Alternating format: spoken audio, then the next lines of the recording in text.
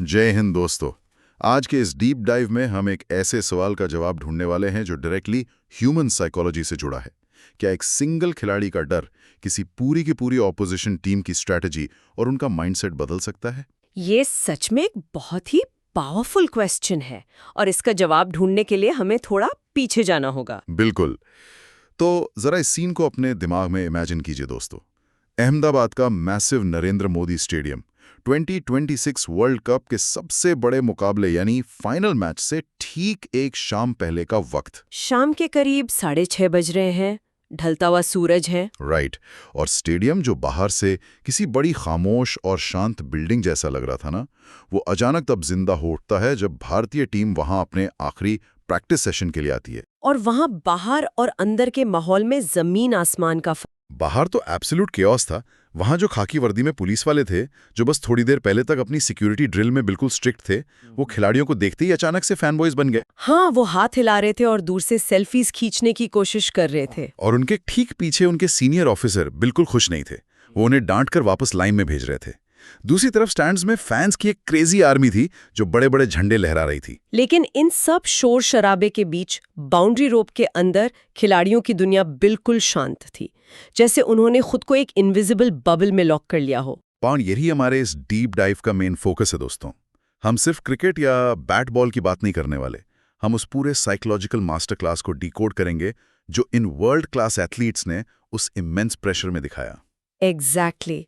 क्योंकि जब प्रेशर अपनी पीक पर होता है, जब स्टेडियम में 1,32,000 लोग और टीवी पर करोड़ों लोग देखने वाले होते हैं, तो फाइनल स्क्रिप्ट मैच के दिन नहीं बल्कि उससे एक दिन पहले नेट्स में ही तय हो जाती है। तो चलिए इसको अनपैक करते हैं। असली ट्विस्ट तो सूर्य कुमार यादव के प्रैक्टिस तरीके में था। उन्होंने आते ही बैट नहीं उठाया, वो अकेले मैदान पर टहल रहे थे। वो घास को छू रहे थे, वहां की हवा को महसूस कर रहे थे। हाँ, मुझे आर्टिकल पढ़ते वक्त ऐसा लगा जैसे वो मिट्टी के साथ कोई डीप कनेक्शन बना रहे हैं। और बाद में जब उनसे पूछा गया तो उनका जवाब बड़ा इंटरेस्टिंग था। उन्होंने इसकी तुलना बोर्ड एग्जाम की रिवीजन से की थी, राइट? नहीं। What is really fascinating here is कि सूर्या का ये तरीका कोई रैंडम हरकत नहीं थी। अगर हम स्पोर्ट्स साइकोलॉजी की बात करें तो इसको ग्राउंडिंग टेक्निक कहते हैं। ग्राउंडिंग टेक्निक, थोड़ा इसको सिंपल टर्म्स में एक्सप्लेन कीजिए हमारी ऑडियंस के लिए। जरूर। देखिए, जब कोई खिलाड़ी इतने हाई स्टेक्स मैच से पहले मैदान पर खड़ा होता है तो नेचुरली उसका दिमाग फ्यूचर में दौड़ने लगता है कि कल क्या होगा, अगर मैं 0 पर आउट हो गया तो क्या होगा। ओवरथिंकिंग शुरू हो जाती है। हाँ, और ये ओवरथिंकिंग पैनिक और एंजाइटी पैदा करती है। ऐसे में फिजिकल चीजों पर ध्यान लगाना, जैसे घास का टेक्सचर महसूस करना या हवा का टेम्परेचर नोटिस करना, ये सेंसरी इनपुट्स आपके दिमाग को फोर्स करते हैं कि वो प्रेजेंट मोमेंट में वापस आ जाएं। वाह, तो मतलब वो डिलिबरेटली अपने नर्वस सिस्टम को शांत कर रहे थे ताकि फोकस कंप्लीटली आज और अभी पर रहे। एग्जैक्टली। और इस वजह से पूरी इंडियन टीम उस वक्त नेट्स में बिल्कुल काम लग रही थी। वो कोई नए अजीब शॉट्स ट्राई नहीं कर रहे थे, वो बस अपनी मसल मेमोरी और माइंड को इन सिंक कर रहे थे। लेकिन एक सेकंड, उनका माइंड चाहे जितना काम हो, नेट्स के अंदर जो एक्चुअली बैटिंग हो रही थी ना, वो बिल्कुल भी शांत नहीं थी। आप इंडियन लेफ्ट हैंडेड बैटर्स की बात कर रहे हैं। हाँ, वही मैं कह रहा था। अगर हम स्पेसिफिक डिटेल्स देखें तो भारतीय बल्लेबाजों ने स्पिन पर एकदम फुल ऑन धावा बोल दिया था। ईशान किशन अलग ही जोन में थे। वो वॉशिंगटन सुंदर की ऑफ स्पिन गेंदों को लगातार स्टैंड्स में मारने की प्रैक्टिस कर रहे थे। और रिंकू सिंह अपने वो सिग्नेचर पग्नेशियस स्लॉग स्वीप्स लगा रहे थे। मतलब बिल्कुल एक घुटने पर बैठकर एक कुल्हाड़ी चलाने वाले एग्रेसिव अंदाज में। तिलक वर्मा ने तो नेट्स के पोल्स पर इतनी जोर से बॉल मारी कि पूरा स्ट्रक्चर हिल गया था। तो मेरा डाउट ये है कि अगर वो लोग बोर्ड एग्जाम वाले रिलैक्स मोड में थे तो फिर इतना एग्रेसिव और थोड़ा रिस्की रवैया क्यों? क्या फाइनल से पहले ऐसे वाइल्ड शॉट्स खेलना रिस्क नहीं था? अगर हम इसको बिगर पिक्चर से कनेक्ट करें तो ये अग्रेशन कोई गुस्से या फ्रस्ट्रेशन का रिजल्ट नहीं था। ये एक बहुत कैलकुलेटेड और ठोस स्ट्रैटेजी थी। क्योंकि ओपोनेंट न्यूजीलैंड थी। वही तो।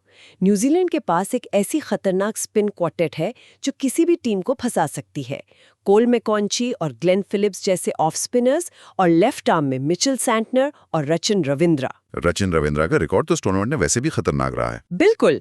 अगर हम एक्चुअल डेटा देखें तो रचिन ने 11 में से 8 विकेट राइट हैंडेड बैटर्स के लिए लिए हैं और उनकी इकोनॉमी रेट सिर्फ 6.32 रही है। इसका मतलब विकेट भी मिल रहे हैं और रन्स भी नहीं दे रहे। और दूसरी तरफ इंडिया की सबसे बड़ी वीकनेस स्पिन ही थी।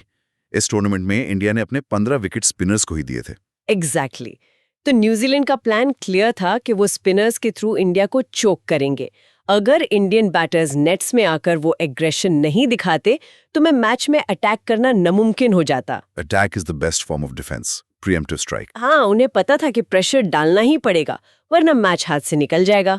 और सबसे मजे की बात, जब मीडिया ने सूर्या से पूछा कि क्या अपने ऑफ स्पिनर्स को टैकल करने के लिए कोई स्पेसिफिक लंबी मीटिंग की है, तो सूर्या का दार्शनिक स्टाइल में जवाब था, खेलना तो पड़ेगा। वो एक्चुअली सिचुएशन को ओवर कॉम्प्लिकेट नहीं करना चाहते थे, पर इसका ये मतलब नहीं कि फ्लॉज पर काम नहीं हो रहा था। बॉलिंग में भी टेक्निकल करेक्शंस चल रहे थे। हाँ, वरुण चक्रवर्ती वाला इशू, उनकी बॉलिंग में पिछले कुछ मैचेस से फुल लेंथ गेंदें ज्यादा गिर रही थी, राइट। वो टूर्नामेंट के आखिरी हिस्से में थोड़े अनस्टेबल लग रहे थे। फुल लेंथ बॉल पर बैट्समैन को हाथ खोलने का पूरा रूम मिल जाता है, तो नेट्स में सूर्या ने उन्हें एक लंबा स्पेल दिया ताकि वो अपनी लेंथ को खींचकर वापस गुड लेंथ पर ला सकें, जिससे बैट्समैन को सोचने पर मजबूर किया जा सके। और सिर्फ बॉलर्स नहीं, बैटिंग कोच सिद्धांशु कोटक के बिल्कुल बाज जैसी नजरों के सामने अभिषेक शर्मा की प्रैक्टिस भी बहुत डिटेल में हो रही थी। अभिषेक थोड़े आउट ऑफ फॉर्म चल रहे थे तब। हाँ, तो उन्होंने आते ही हवा में शॉट्स नहीं मारे। उन्होंने पहले पिच के हिसाब से खुद को सेट किया, अपनी रिस्ट्स यानी कलाइयों का यूज करके स्पिन को केयरफुली खेला। जब फास्ट बॉलर्स आए तो ग्राउंड शॉट्स खेले। एरियल शॉट्स तो उन्होंने सेशन के बिल्कुल आखिरी 10-15 मिनट में ट्राई किए थे। ये एक क्लियर इंडिकेशन है कि चैंपियन प्लेयर्स फॉर्म खोने पर अपनी बेसिक फाउंडेशन पर ही लौटते हैं। बिल्कुल, ये एक बहुत ही स्ट्रक्चर्ड और शांत अप्रोच थी प्रॉब्लम सॉल्विंग की। लेकिन ऑडियंस, असली ट्विस्ट तो अभी बाकी है। ये वो पॉइंट है जहां आर्टिकल सच में बहुत इंटरेस्टिंग हो जाता है, क्योंकि एक तरफ इंडिया अपनी प्रॉब्लम को शांति से सॉल्व कर रही थी और स्टेडियम के ठीक दूसरी तरफ न्यूजीलैंड के कैंप में कुछ और ही चल रहा था। वहां धूप में प्रैक्टिस करते हुए एक अलग ही लेवल का केओस और ऑब्सेशन देखने को मिल रहा था। ऑब्सेशन एक ऐसे खिलाड़ी का जो वहां मौजूद ही नहीं था, जसप्रीत बुमराह। उनके दिमाग में सिर्फ एक नाम गूंज रहा था। आर्टिकल में वो टिम सेफर्ट वाला अनेक्डोट बहुत ही फनी और अजीब है। हाँ, जहां उन्होंने थ्रो डाउन स्पेशलिस्ट को एक अजीब रिक्वेस्ट की। ऑडियंस को बता दूं कि थ्रो डाउन स्पेशलिस्ट वो स्टाफ मेंबर होता है जो एक साइड आर्म टूल से लगातार तेज गेंदें फेंकता है प्रैक्टिस के लिए। तो सेफर्ट ने उस स्टाफ से रिक्वेस्ट की कि वो अपनी कोहनी को पीछे की तरफ बेंड करके एग्जैक्टली बुमराह के एक्शन की तरह बॉलिंग करे, जो कि लिटरली इम्पॉसिबल है। वही तो, बुमराह का एक्शन कोई नॉर्मल थ्रो डाउन स्पेशलिस्ट कैसे कॉपी कर सकता है? नामुमकिन है, क्योंकि स्पोर्ट्स बायोमैकेनिक्स में बुमराह की हाइपर एक्सटेंडेड एल्बो अपने आप में एक रेयर फिनोमिनन है।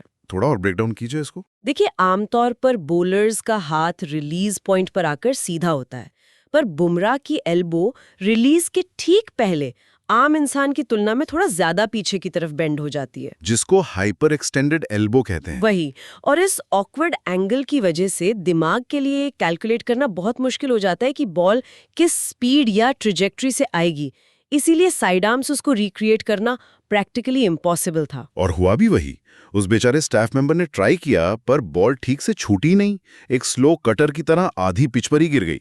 खुद टिम साइफर्ट की हंसी छूट गई थी। ये मजाक का मोमेंट जरूर था, पर इसके पीछे का साइकोलॉजी बहुत डीप था। ये प्रूफ था कि बुमराह का साइकोलॉजिकल डर न्यूजीलैंड पर बुरी तरह हावी था। लेकिन यहीं पर सबसे बड़ा कॉन्ट्रडिक्शन आता है।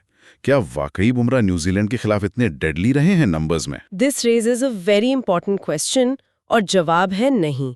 अगर हम एक्चुअली स्टैट्स देखें तो सिचुएशन बिल्कुल अलग है। मैं वही फिगर्स चेक करा था। T20 इंटरनेशनल्स में बुमराह ने न्यूजीलैंड के अगेंस्ट 14 मैचेस खेले हैं और सिर्फ 16 विकेट्स लिए हैं। और उनकी इकोनॉमी भी 7.05 के आसपास रही है, जो बुमराह के हाई स्टैंडर्ड्स के हिसाब से बहुत एवरेज नंबर्स हैं। तो लॉजिकली न्यूजीलैंड को तो डरना ही नहीं चाहिए था। उन्होंने हिस्टोरिकली बुमराह को अच्छी तरह हैंडल किया है। फिर नेट्स में इतना पैनिक क्यों?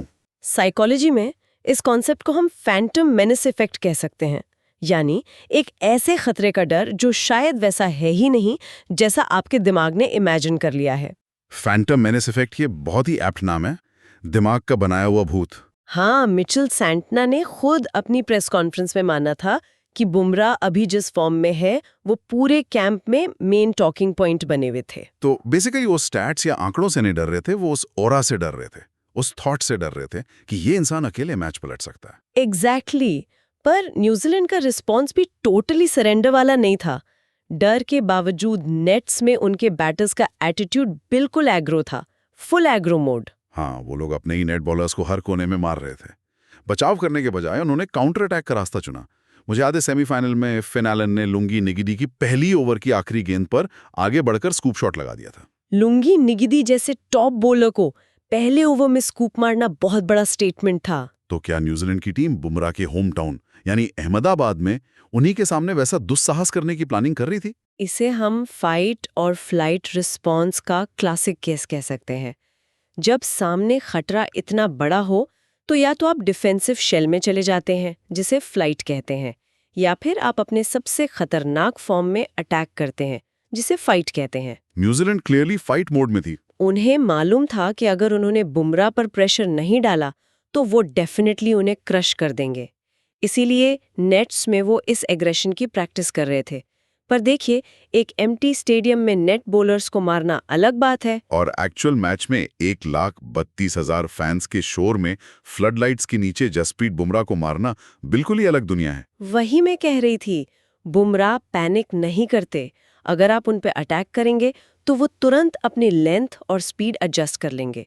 ये पूरी full agro strategy match day pressure में एक बहुत बड़ा गैम्बल साबित हो सकती थी। तो दोस्तों, इस पूरी चर्चा को अगर हम एक फ्रेम में रखें तो हमें ह्यूमन साइकोलॉजी और प्रेशर हैंडलिंग के दो एकदम क्लियर एग्जांपल्स मिलते हैं। एक तरफ इंडिया की टीम जिन्होंने शोर को कंप्लीटली ब्लॉक किया और अपनी वीकनेस यानी स्पिन बॉलिंग पर केयरफुली और सिस्टमैटिकली काम किया, ग्राउंडिंग टेक्निक्स यूज की और अपने कंट्रोल वाली चीजों पर फोकस किया। और दूसरी तरफ न्यूजीलैंड की टीम जो थियोरेटिकली स्ट्रांग होने के बावजूद दिमाग में बुमराह के फैंटम से लड़ रही थी। उनका फोकस प्रोसेस पर कम और खतरे पर ज्यादा था, जिसके लिए वो हाइपर एग्रेसिव तरीके अपना रहे थे। अब ऑडियंस, इसको हम अपनी लाइफ में कैसे यूज कर सकते हैं?